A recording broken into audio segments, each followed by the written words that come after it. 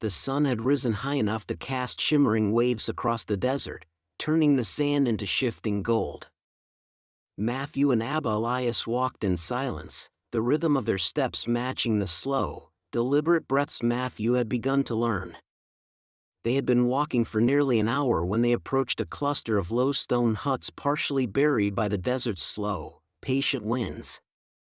One of the huts had a small awning, its fabric worn but clean.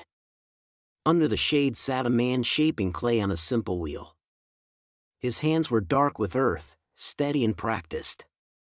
The potter looked up when he saw them. His face broke into a wide, toothy smile. "Abba Elias." His voice carried warm affection. "You bring a guest." "I bring a soul in search of truth," Elias replied.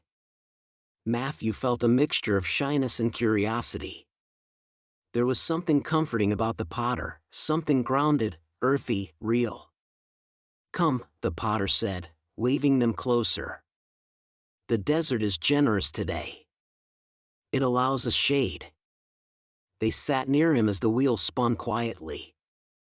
The potter pressed his thumbs into the clay, shaping it with gentle strength. "This is Yasin," Elias said. "A friend of many years. And a sinner God still has patience for," Yasin said with a grin. "But my jars are honest even when I am not." Matthew chuckled. As Yasin worked, Matthew watched the clay transform under his hands. It started as a rough lump, shapeless. But slowly, through pressure, water, touch, it rose into form. "You look troubled, my friend," Yasin said without looking up. Matthew blinked. "I do?" "You carry your shoulders like a man holding a sack of stones," Yasin replied. "Let me guess, you think strength means not letting anything drop." Matthew looked at Elias, who smiled knowingly. "How do you know that?" Matthew asked. "Clay teaches everything," Yasin said. "What a man does with clay, he does with his own life." He lifted the forming pot slightly, letting Matthew see its symmetry. "You press too hard, clay collapses. You press too little, it falls apart. But if you find the right balance, the vessel grows." Matthew nodded slowly. The lesson was already forming.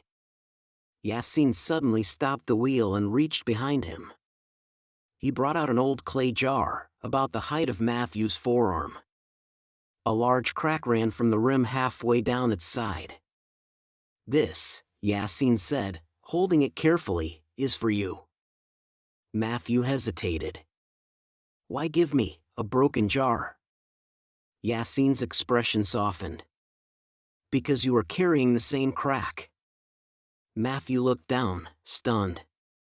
The potter placed the jar in his hands. "The world teaches you to hide your cracks," Yasin continued. "To present yourself as whole when you feel broken. But God is not afraid of your fractures. In fact, He works through them." Elias nodded. "A vessel without cracks is proud. It believes it has no need for the hands that shaped it." Matthew traced the crack with his finger. It was smooth, worn by time. "Do you know what happens to cracked jars in the desert?" Yasin asked. Matthew shook his head. "They leak," Yasin said. "They cannot hold water. They lose what they carry." Matthew swallowed. The metaphor hit too close. "Then what good is it?" Matthew whispered. Yasin smiled gently. "It teaches humility. And it reminds us that only the master potter can repair us." He set down the jar and motioned toward his clay wheel. "Let me show you something." Yasin took a cracked vessel similar to the one he had given Matthew. Instead of throwing it away, he mixed a paste of clay and fine desert sand, then pressed the mixture gently into the crack. When it dried, he applied more, smoothing it with care. "See," he said. "The crack does not disappear. but it becomes part of the vessel's story. He held it up, turning it in the sunlight. And sometimes, he added, smiling, the repaired place becomes stronger than the rest. A silence fell over them, but it was not empty. It was filled with understanding, quiet, heavy, sacred. Matthew stared at his jar. "I've been trying so hard to pretend I'm not cracked," he said softly. "But I feel like I'm leaking everything. Energy, peace, focus, even hope." Yasin wiped his hands on a cloth. "Then stop pretending. God does not heal the masks we wear. Only the wounds we admit." Elias placed a hand on Matthew's shoulder. "Matthew, the desert brought you here for a reason. Not to break you, but to show you your break." Matthew felt heat rise behind his eyes again, not from the sun, but from the truth pressing gently into him. "What if I'm too broken?" Matthew whispered. Elias shook his head. "No soul is too broken for God. Only too proud." Matthew closed his eyes, breathing deeply. "I want to be whole again." Yasin laughed softly. "Then start by letting the Master shape you. Not life. Not pressure. Not expectations. Him." Matthew opened his eyes and looked at the cracked jar again. It was strangely beautiful, its flaw line of vulnerability. "Take it," Yasin said. "Let it remind you that God repairs slowly but perfectly." Matthew nodded, clutching the jar.